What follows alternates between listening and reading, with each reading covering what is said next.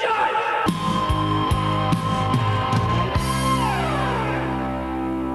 Hello and welcome to the Cinema Judge. To all my regulars out there, welcome back. But if you're new to the show, let me briefly tell you what we do here. We love movies, and we like to share movies with you. The studios, they send us clips, interviews, everything like that. We put it together to make one giant infomercial.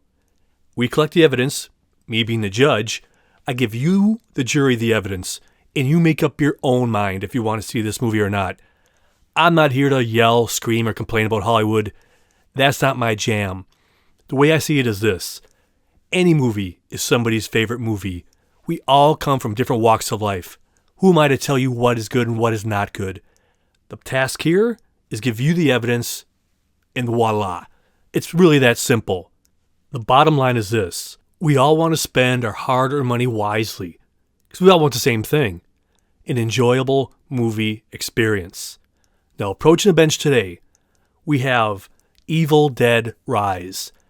Now, you may or may not know the whole history behind this series, because it's a long one. Sam Raimi and Bruce Campbell started this in 1981. First off, it was a straight-up horror film, and it was raw, independent, and just gritty. But then, they mixed things up in 1987, Evil Dead 2, and they made the exact same movie, well, pretty much exact same movie, but comedy. And that was just like really interesting. But they weren't done there. Then in 1992, they made the third film, which wasn't tight. It wasn't the same movie of those other two, but it was a sequel to it, Army of Darkness. And that, guys, if you've never seen that, again, that's a lot comedy going on in the Army of Darkness. But Bruce Campbell throws down these one-lines left and right. It's just fantastic.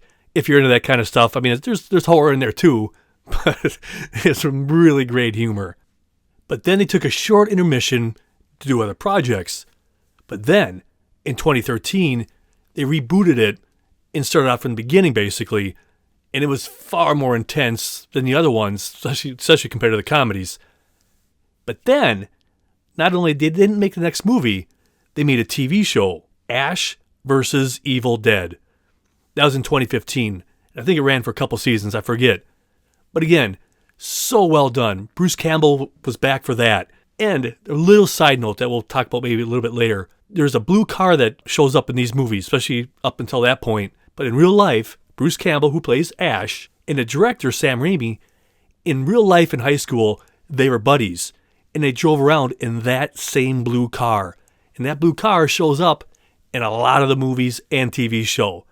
That's just so cool when I think about it. So with that little bit of a rundown, here's a trailer for Evil Dead Rise. No matter how busy you ever got, you always found time for me. And I can't believe I'm never going to speak to you again.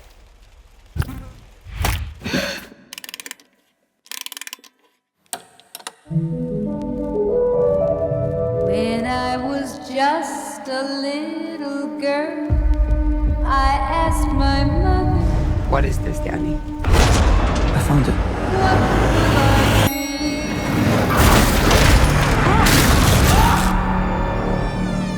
Will I be pretty? Will I be rich?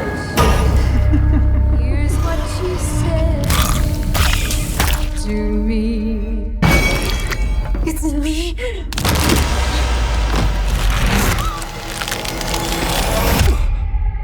Don't let it take my babies. This is what happened to Paul. It happened to us.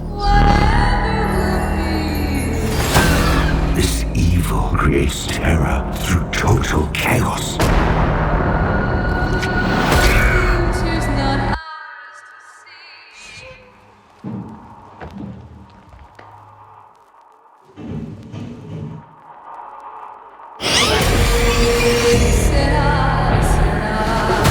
All you can do is run.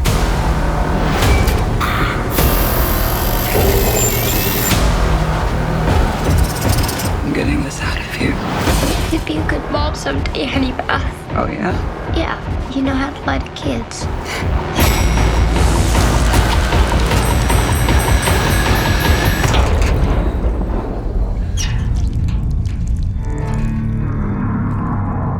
Mom? Mommy's with the maggots now.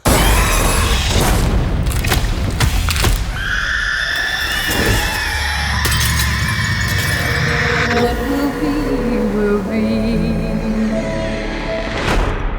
Eeny, meeny, miny. You. Now you might be asking yourself, what's this one about? Well, let me read it to you. And I'm not the greatest reader in the world, but here's like the tagline for it. A twisted tale of two estranged sisters whose reunion is cut short by the rise of flesh-possessing demons, thrusting them into a primal battle for survival as they face the most nightmarish version of family imaginable. Now, that's just the tagline, or one of the taglines.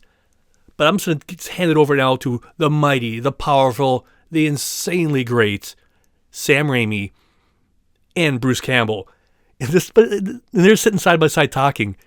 And just think about this when you hear them talking. These guys have known each other since they've been in like high school. And here they are making movies together. And they've been doing it for years. And when you look at Sam Raimi's body of work, not all of them, but maybe all of them, I haven't checked officially. Bruce Campbell is almost in all of his movies, whether it's a bit part or a little bit more than a bit part. That's just their friendship. And when you hear them talking come up here next, you can kind of feel that. Because what they talk about is what this whole series is basically about. The story of Evil Dead Rise, written by Lee, is really the story of all Evil Dead movies. Characters that you come to care about and know find this dreaded ancient Sumerian Book of the Dead, and they unwittingly recite the resurrection passages, and these demons are called forth and possess the living. And the only way to stop them is through the act of bodily dismemberment. And that doesn't even work every time. No, You know, it's not always. Yeah. How do you recommend stopping them?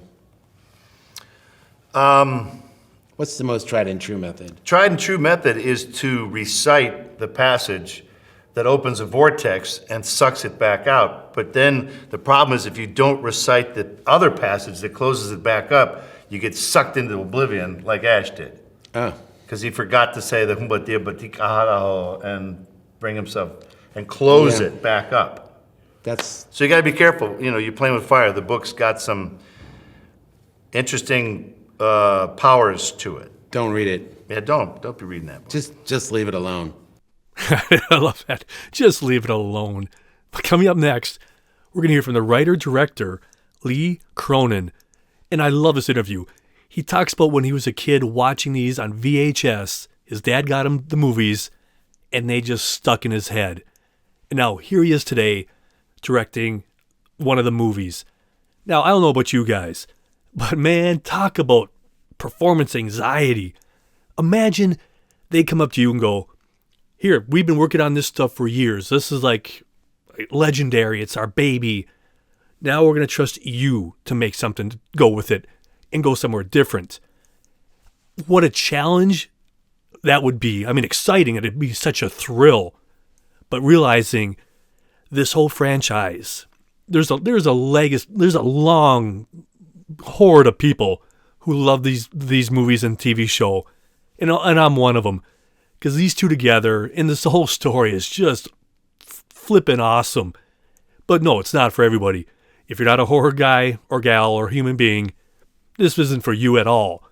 But it's just those two together, and just the whole franchise is just spectacular. So we're going to hear from the writer-director talking about that experience.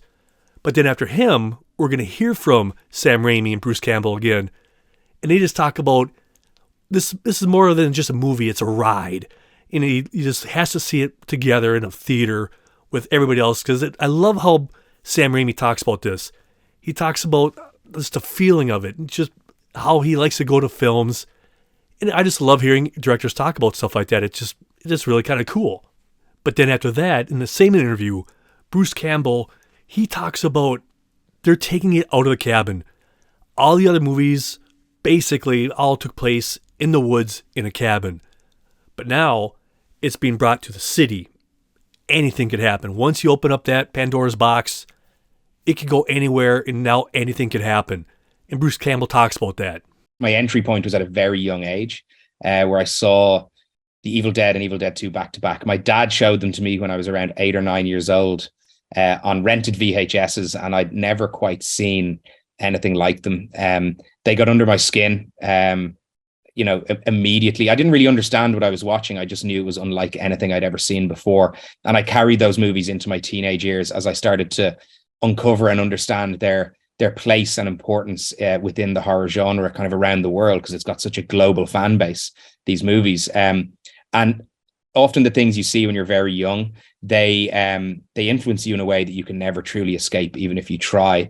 So to get on later in my career and have the opportunity to make Evil Dead Rise and plant my flag inside the universe was a great conclusion to that story.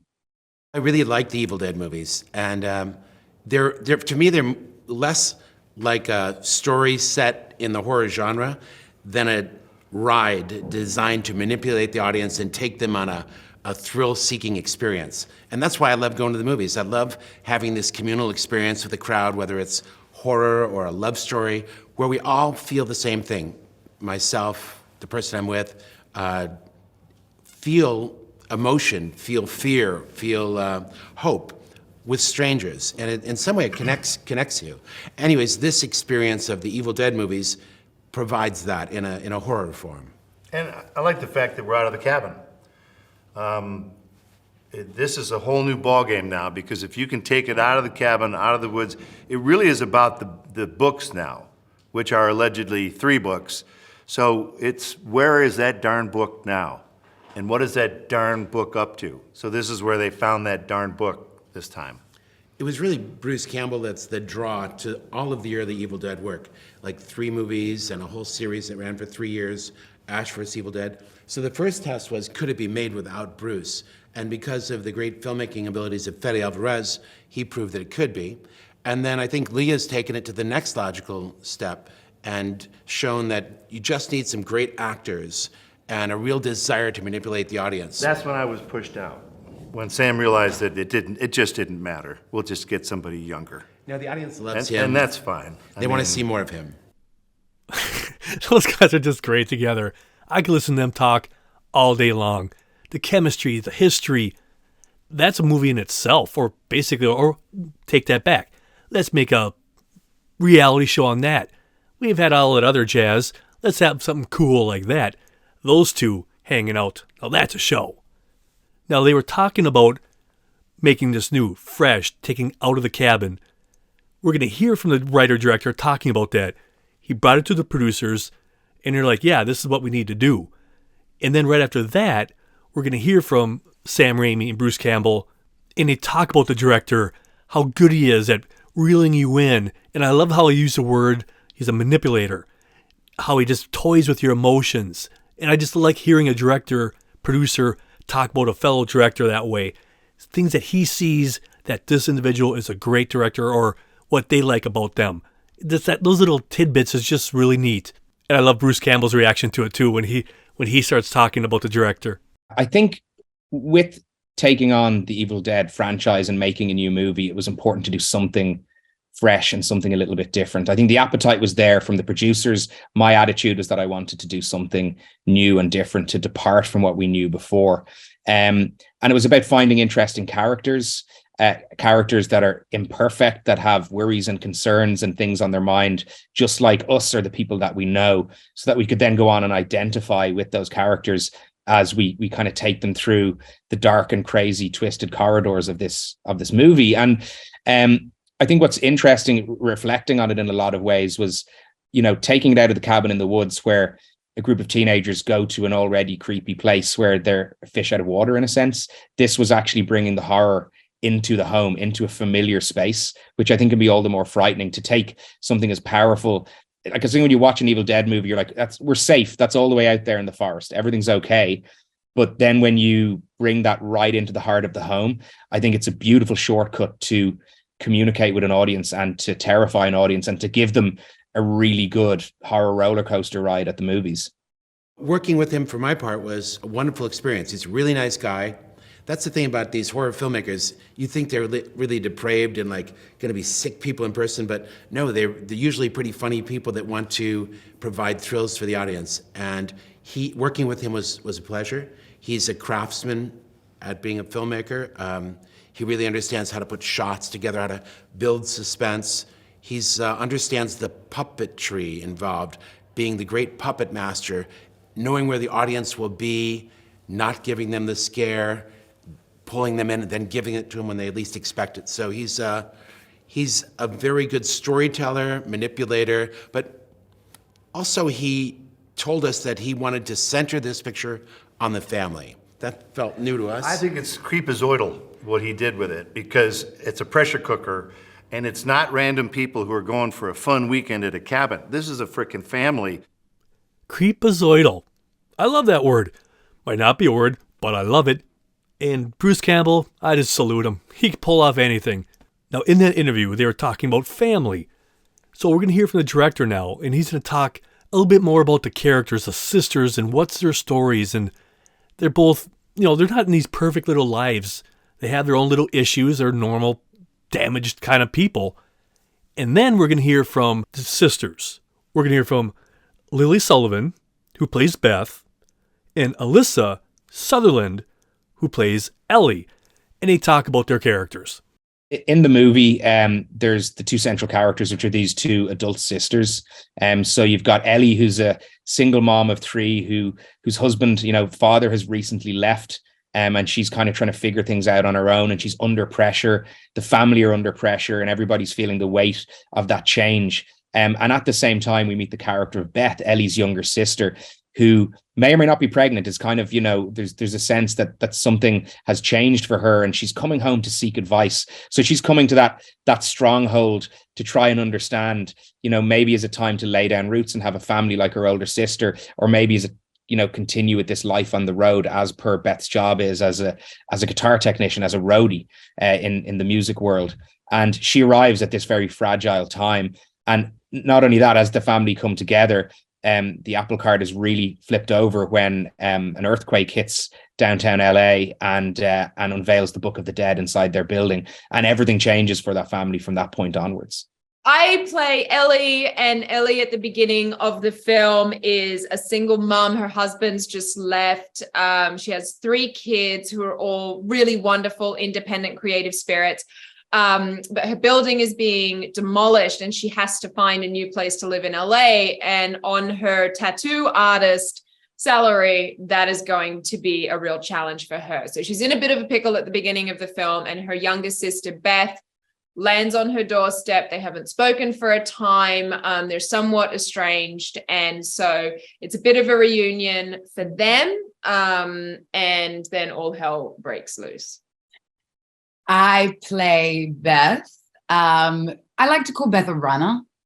She's a guitar technician, lost in the washing machine of tour life, burnt out, disconnected, found herself in a place where home has no meaning, and dislocated from her relationship with Ellie, who represents home for her. And then now she's back, ready for the ultimate homecoming. And then we happen upon the Book of the Dead, and I'm not sure I would say that Ellie has more challenges to face once that happens, and she becomes the challenge. Now, that last interview was from the South by Southwest Film Festival. That's why you heard all that crowd in the background. Now, we have a clip for you now. Now, in this scene, Ellie is laying in bed, and she's not doing well. And Beth is standing above her talking to her, thinking, oh man, this is really bad news. This doesn't seem good. But then Beth's phone turns on and a message comes on there from her sister Ellie. And she started, it's like, whoa, what's going on? And then you hear this little koosh. Ellie starts stirring in the bed, and then she looks over, and then she just sits up straight. It's just one of those slow burn scenes and moments where you go, something's going to happen, something's going to happen. And you just feel that whole tension. So you really appreciate this writer-director and how he builds that up. No matter how busy you ever got, you always found time for me. For everyone.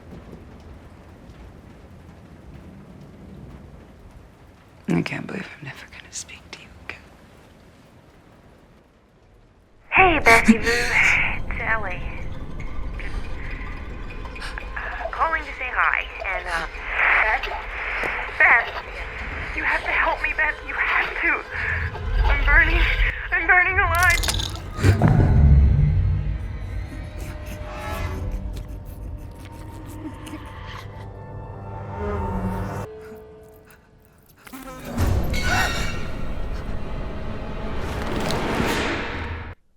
Now, coming up next, we're going to hear from Sam Raimi and Bruce Campbell. And they're going to be talking about the director. And they just talk about, it's a lot different from just being technical and being personable. And you'll hear Bruce Campbell talk about that, where not everybody has that skill. And after them, we're going to hear from Alyssa Sutherland, also talking about the director, in that they both share the same kind of preciseness that they will not quit until they get it right. Well, I think the cast was great. All of the actors, like Bruce is saying, were very, very powerful. And I think it was really important because Lee is telling a horror story about the family. So it is directly proportional to the effectiveness, how much you care about these characters. And that has to do with writing and mostly the performance of the actors. And those... And then getting a performance. A lot of directors talk a good game. They do the cool shots and do all the effects, and they come up to talk to an actor and go, and they have no idea. They're very good at technical, but can't do the personal part of it. And Lee could do both. And it's a tricky dance of being able to come up to an actor and get out of them what you need. And I saw Lee just direct a couple of times, and I was like, oh, he's good. Because the second take of an audition, for example, was better because of what he said. Lee was incredible. I watched his first film, Hole in the Ground, before I talked to him about this role, and we gelled really quickly. Working with him in prep was amazing. It's truly collaborative with him. He's open to ideas. We have a very similar sense of taste as well, and we're both super meticulous, and we will not let up until we get like the perfect take. Now we're going to hear from the director, and he's going to be talking about her, about what she brought to this character. It's about letting go. And that's one of the hardest things about an actor. I mean, I'm not an actor, so I really don't know, but I've heard people say stuff. It's the idea of being emotionally naked, for lack of a better word. Here you are on set. There's no music playing that sets the scene. They say action. All these people are staring at you, and you have to be secure enough in yourself to just let go and just own the scene, own the character. I don't know if I could do it. I'd be so self-conscious. People look in, you're like, oh, am I overacting? Am I overdoing it? So I really appreciate him talking about this, because that's one of the hardest things, because sometimes you see people on other shows, movies through your life where they don't feel they're committed to the role. They're just saying the words. That's the big leap that separates somebody who's just acting and an actor. Maybe that's not even the right sentence I'm saying, but you get what I'm talking about. So you're going to hear the director talk about her. And then after that, he talks about Lily Sullivan, who plays Beth, and her character. And he also talks about the energy she brings, what nuances she brings to the character. And he also gets a little bit into how both those actors have different styles, but they work so well together. And then in relation to Ellie, who's played by Alyssa Sutherland, who plays this wonderful mother, but then also becomes a subversion of that and this very dangerous force that, bears weight onto this innocent family, her own family in a sense. Alyssa brought an incredible physicality, like an amazing attitude to really go for the role and to bring something very unique to screen in terms of a serious, bad character in a horror movie. And by bad, I mean dangerous and terrifying. And she put all she had into it, physically and emotionally, and was willing to let go. That's what I loved about Alyssa. She was willing to let go and truly try and push and push and push so that the possessed Ellie on screen could be something super memorable for audiences.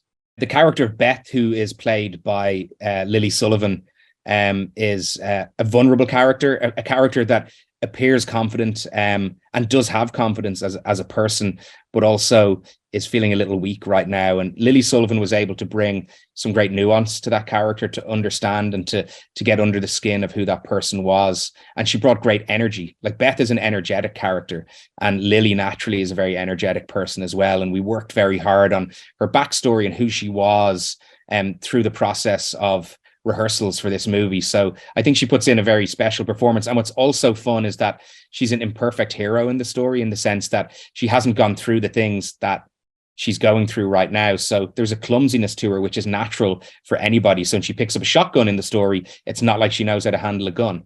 And Lily was great at understanding the weaknesses of her character, which helped made her extremely human. Now, you just heard a director praising the actresses. Coming up next, we're going to hear from Bruce Campbell, reflecting that same thing. But I like what he talks about here, because he can relate to the character, because he's had to do these scenes before, and he really praises them by saying they committed to the role. And then right after that interview, we have another clip for you. Now, in this clip, Ellie is in the kitchen making eggs, and Beth walks up to her and asks, "Hey, what's up?" And with her, Ellie's two kids are standing with Beth. And we hear Ellie tell not too sweet of a story. Then she turns around and you hear all these like bone cracking sounds. That's when she drops to the ground and starts contorting in a sense and starts crawling towards her.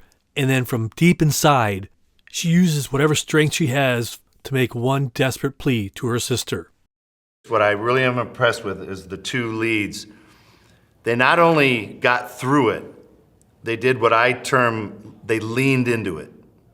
Like, they made those characters. Like, as you know, when everyone gets possessed, it's a good job to be able to go from a normal person to a possessed person and pull it off and not be intimidated by that, and not be intimidated by having the shotgun or the chainsaw.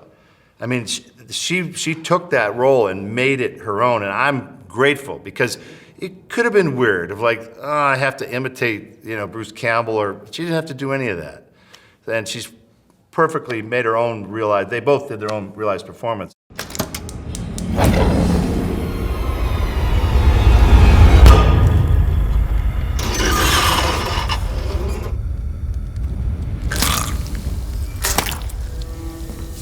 What's up, sis? I had the most beautiful dream. We were together sitting in a tall forest. The wind was clean and the birds were singing the sweetest melody. Melodies? It was the perfect day, and all I could think about was how much I wanted to cut you all open and climb inside your body so that we could stay one happy family.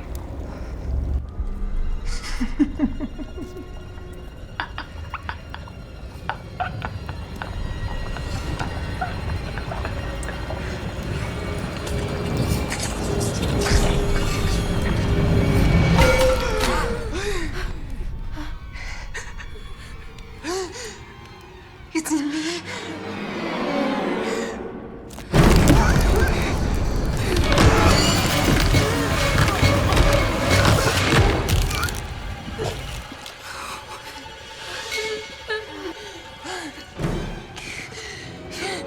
Don't let it take my babies. Now, most horror movies, franchises, things of that nature have their own lore to it. And up next, we're going to hear Sam Raimi talk about that, about what makes this movie different. But then, we're going to hear from Bruce Campbell, and he's going to talk about what people expect, what they want, what they anticipate when they go see an Evil Dead movie. And he makes a very valid point. When you go see an Evil Dead movie, it's not just going to be your typical horror film. It's going to be over the top, and it's going to be mayhem, and it's going to be bloody. And he talks about that. It has its own lore, like most horror movies. Like, there's vampire stories that have their own weaknesses and strengths and abilities, and The Evil Dead is not dissimilar. It's a book that is open, that has ancient Kandarian burial rites and funerary incantations that if you read them aloud, if you recite them, it awakens these spirits and they possess the living. And I think what's unique about it is that they have a nasty sense of humor about themselves. And they exist only not to exist. They exist not to exist like vampires, to drink blood so that they can live, but they exist to torment people and to create terror. And that's really a great playground for filmmakers and actors alike. Plus, I think the Evil Dead movies are more over the top than your average movie. More blood, more carnage, more mayhem, more suffering. It's more of the full Monty experience. And I got this at the screening last night, was when the first thing of blood, of real blood happened, there was from the crowd, they went, oh, this is what we're gonna get. We're gonna get this. Yeah. And they were like, yeah, now they wanted it, and they kept getting it. But the first one was really, it was a reaction that they really were waiting for. And it was a big one. And they were like, oh, perfect. And like any Evil Dead fan will tell you, you know what you're getting yourself into. It's not going to be a jolly little romp of a movie. It's not for the faint of heart, that's for darn sure. Up next, we have another clip for you. Now, in this clip, the young daughter is standing on the other side of the door in her bedroom. And then the mother, Ellie, is standing on the other side, and she just wants to come in. But the daughter's thinking, you don't seem well, Mom. And then you just have that banter back and forth. But also, it's really, really cool shot. And if you want to, at the end of the show, I'm going to give you a website. And in case you want to watch the TV version of this, I have that online on demand, and you can watch it whenever you want. But that's what the scene is.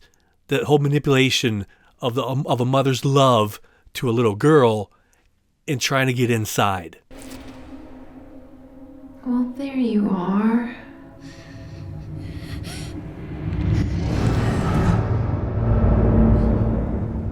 Hey there, cutie pie. You don't look so good, Mom. Nothing a big ol' hug and kiss from you won't fix. Open up now, like a good girl.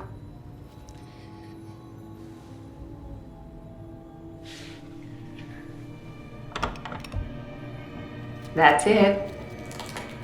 Come on now. Do it for Mom and Dad.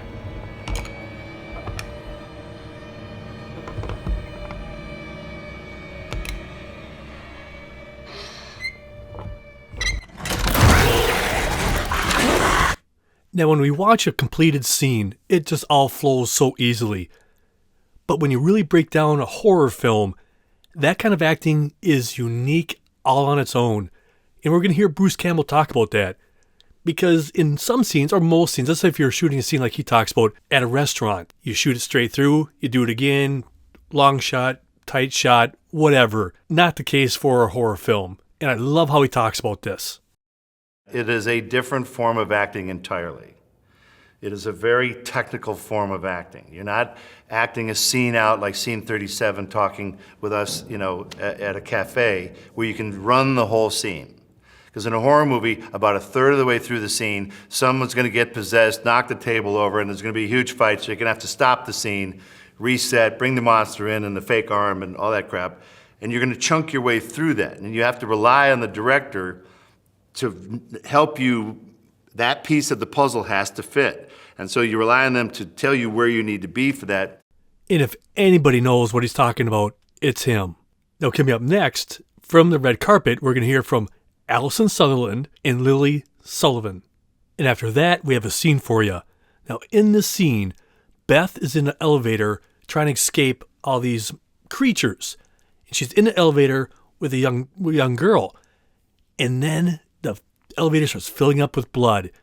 And they're freaking out, of course. And then she's going to try to get out on top.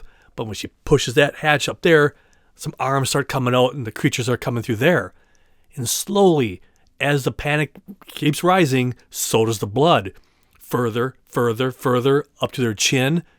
And then they cut away to the outside of the elevator. And there's this little dramatic pause. And then, boom, just a flood of blood just pours out and just hits the camera, a la The Shining, if you know what I'm talking about. That scene, I'm sure this was an homage to it, but hey, that's okay. But that's that scene coming up now.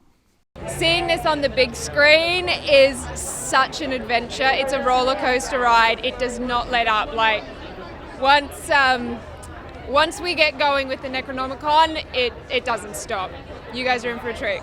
Beth is a fun character because she's the anti-hero. She's scrappy, she's real, she's how I would imagine myself picking up a boomstick or a chainsaw. So it was so nice to lean into the reality of what it would be like to actually fight demons.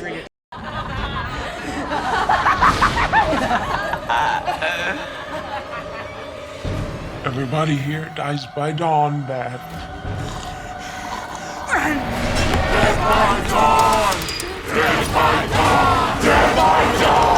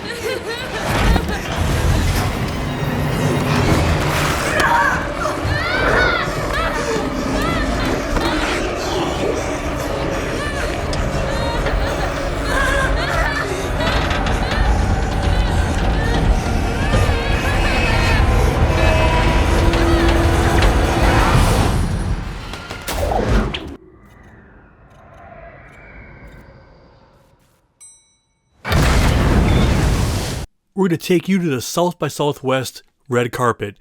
We're going to hear from Bruce Campbell, Sam Raimi, and producer Rob Tappert.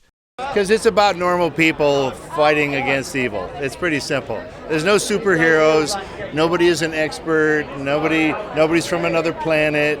They're all from the United States, and they all have random normal jobs. Like Ash has no skills. So I think the audience members go, I could do better than that guy, even. So I think it's a horror series you can relate to. Lee's great. He's a really brilliant filmmaker. He's a great storyteller. He's a writer first and foremost, and he really understands character. And I think Lee's approach on this film was, let's make it about the family. Really make the audience care about the characters. And it's his strength as a writer that allowed him to do that. Lee was very careful to be aware of the previous Evil Dead films and give nods to those audience members that had seen them, and making sure never to stray from the lore of the franchise. But at the same time, he created new elements of the lore and brand new characters that the audience can really get into that I think will make it fresh. Lee was the right director on this particular Evil Dead because he brought something to the franchise that it didn't have. It had gotten quite violent, and Lee wanted to tell the story of a family and how it functioned, and he brought a heart and soul to the Evil Dead that it doesn't normally have. And so that's what makes this iteration and why it should be seen by the public on a big screen, of course, important, is it's a different iteration of this story and one that includes the entire family. We're going to hear next from the writer-director Lee Cronin, and he's going to tell us what he sought out when making this film. I set out to create a roller coaster ride for the audience. Blood-drenched in a way, but also super entertaining, super scary, super engaging, and an interesting story with characters that you want to spend time with and to feel fear with. I think when you make a horror movie, that's really important, that you can identify with the human beings in the story and feel their plight and feel that connection. And in terms of how I did, look, I hand it over to the audience. That's what it comes down to for me. I'm focused on audience. I try not to cast too much doubt on myself. Of course I do, like every filmmaker, but when I'm working on something or I'm having a conversation with something, in relation to my work, the word audience is the one that I use the most. Now we're going to take you back to the South by Southwest red carpet, and I'm just going to let these guys talk, because that's what you're here for, to hear from the people who made the film. So first, we're going to hear from the producer, Rob Tappert, director Lee Cronin, the awesome and brilliant Sam Raimi, Alyssa Sutherland, Lily Sullivan. And this one I really like. You never, not never. We rarely get to hear from the people a little bit behind the scenes. So we're going to hear from sound designer Peter Albertson. And I'm not saying that right, or Albertson. But I just like it that somebody who really has to develop this film, because so much happens in movies that we don't really pay attention to. But the sound designer, I mean, they have to sculpt so much because there's so much emotion in sound and in lack of sound. And I just had to put this into the show so you get to hear from him. The beauty of Evil Dead is that it works with both younger audiences and older audiences. So the fathers have seen the movies, they bring their sons, and this iteration is to bring the family. This is my first time at South by Southwest, and I got off the plane a couple of days ago and was just blown away by the energy of the place. It's been a lot of anticipation all week building up to this moment, and like here we are on the carpet now, getting to bring the movie to the world. But I can't think of a better place to premiere this movie. I've heard the Austin crowds are incredible, so I hope they enjoy what it is that we're going to present to them tonight. You know, I'm an Evil Dead fan from childhood. And then, you know, Sam was the first person that reached out to me. He'd seen my previous movie, The Hole in the Ground, and he saw something in the way that I make movies that he thought would be really interesting in an Evil Dead world. And he wasn't sure if I even liked Evil Dead or was interested, so neither of us actually talked about it at our first meeting until the very end. And I kind of mentioned Evil Dead, and he's like, why do you like Evil Dead? And I was like, and then we just started to talk kind of further. The guys were super supportive, you know. They backed my vision from early on. They wanted something fresh. But it's also something that contains the DNA of an Evil Dead movie for the fans and what the fans really, really adore. So yeah, it was a thrill ride, and I think that comes across in the movie too, because we had a lot of fun making it. I felt like it was time for a little bit of change, to expand the universe a little bit more and to look at how the power of the Book of the Dead, the power of the Necronomicon, could actually infect and possess in like a different world and a different context. So it actually felt quite natural to move the story to the city and to do something around family, and we haven't really seen kids, you know, in an Evil Dead context before, so that raises the temperature and raises the stakes really significantly. I want moviegoers, when they come watch this movie, what I really want is them to have a good time. When I was writing the screenplay, there was one post-it note that never got moved off my wall which said, make it entertaining. And it is scary, and it is violent, and it is insane, but it is also entertaining. I wanted to build a roller coaster ride that takes you through something really, really dark, really, really unsettling, but also just super entertaining. Just have a good time. It's a popcorn-eating movie. You want to see it in a big theater with lots of people. So I hope that audiences will come out and enjoy the thrill ride that we've created. I'm thrilled to be here at South by Southwest. The crowd is really, really a great horror movie crowd. We came here last in 2012 for our release of Drag Me to Hell, and the crowd was just horror movie lovers. And so we're really excited tonight for Evil Dead Rise. It's so cool. It's amazing. The fans are incredible. I had no idea what I was walking into when I signed on to do an Evil Dead film. I'm not good with horror. I'm a real easy scare, so it's been a real learning process for me, and I've got to say the fandom is amazing, and I just really want them to be happy. Being at South by Southwest is such an epic experience. It's a melting pot of different genres, it's a melting pot of different mediums, the diversity, the artistry, and also it's loose and it's not pretentious, and everyone's just down to have a good time.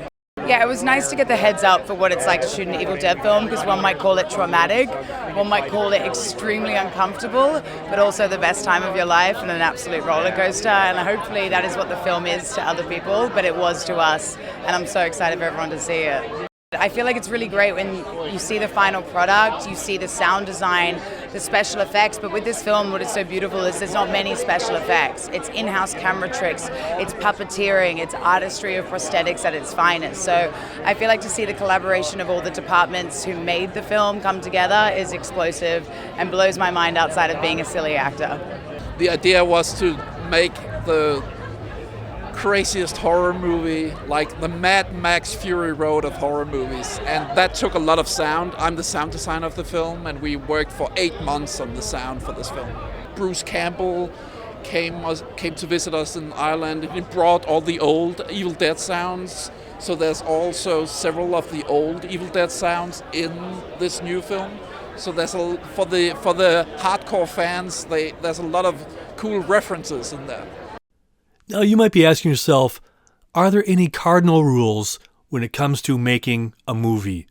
Well, wonder no more. Coming up next, we're going to hear from Sam Raimi in the insanely awesome Bruce Campbell talking about the cardinal rules. It's just, I love these guys. The innocent must suffer.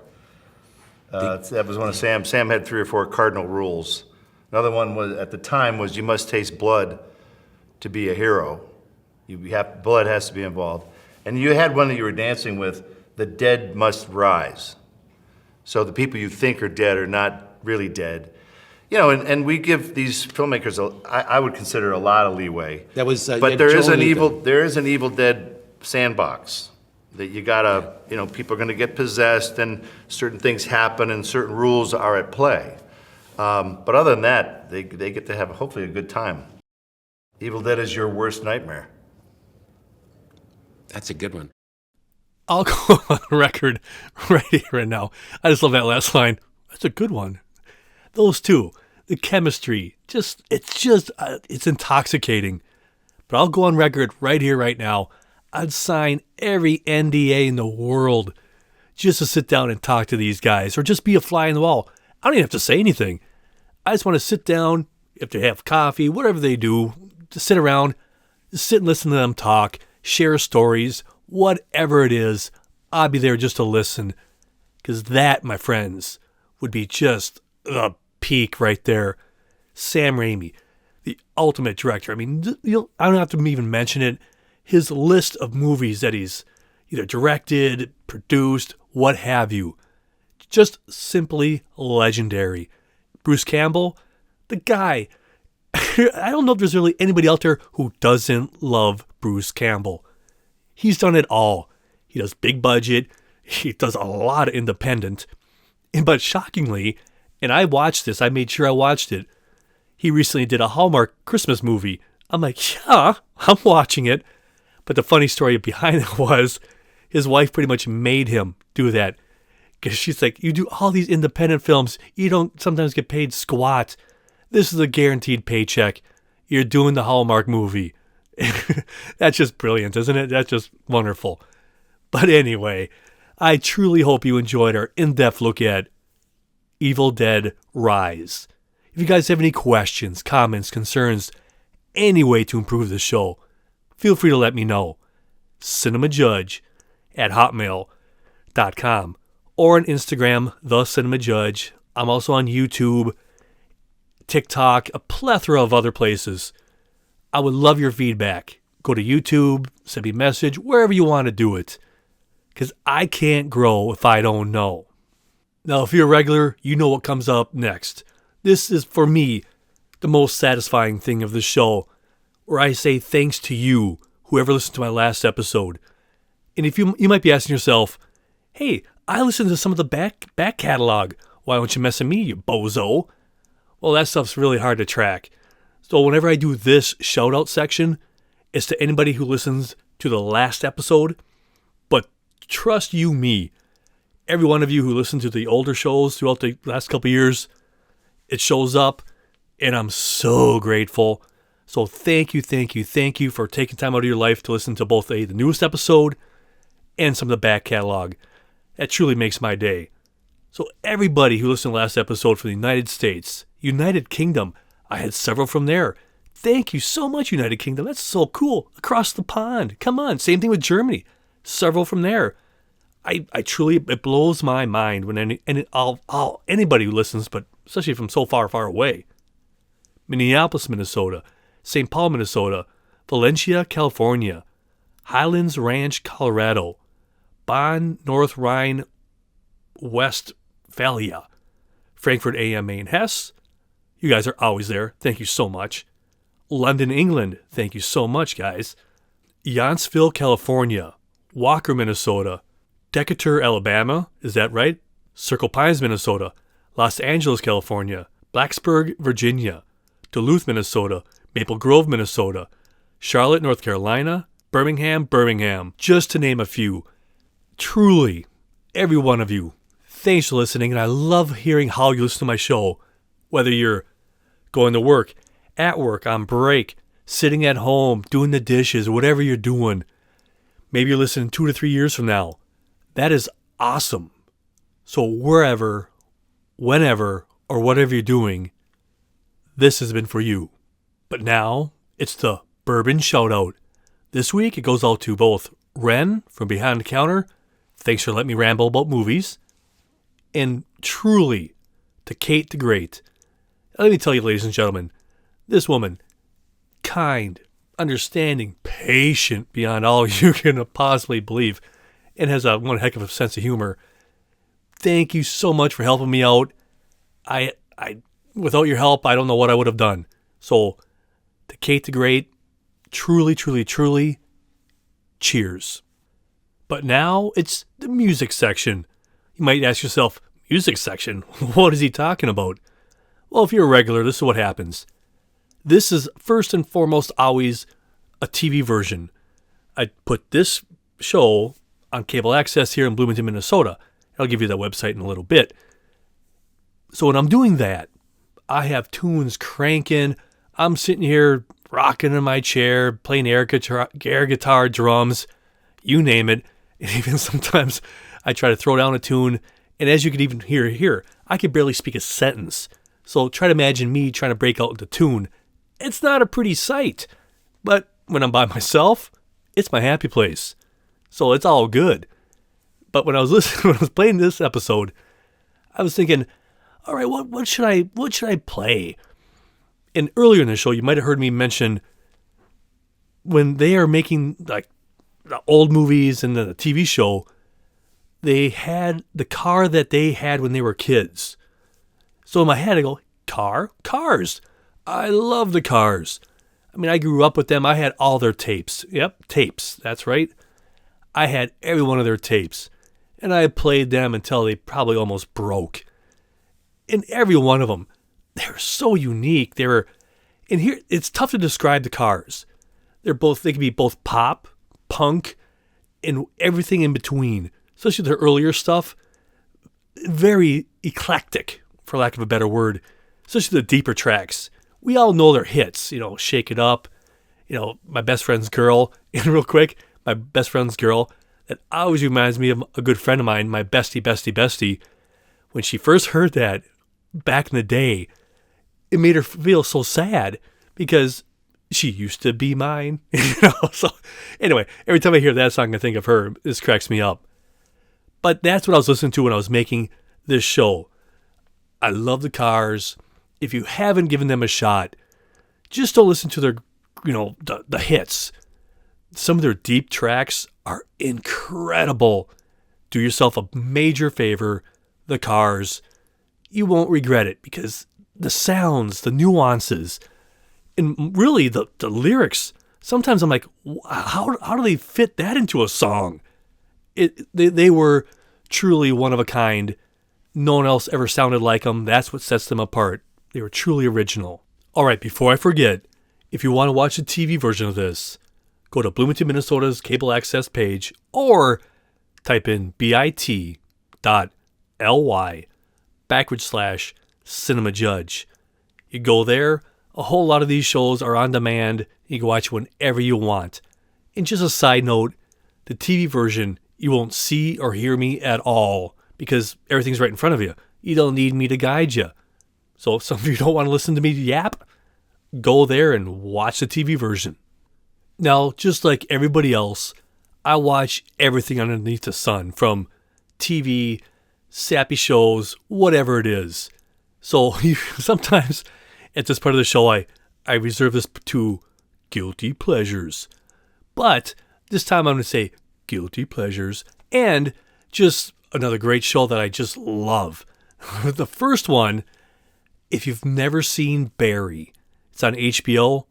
It is one of the most unique, insanely well-written, directed, acted shows you'll ever see. And it's a half-hour show. But in that half hour, you could laugh, cry, and be just totally on the edge of your seat. Bill Hader just has created a masterful show. And right now it's on the last season. But if you've never took time out of your life to watch that, it's a half hour. What do you got to lose?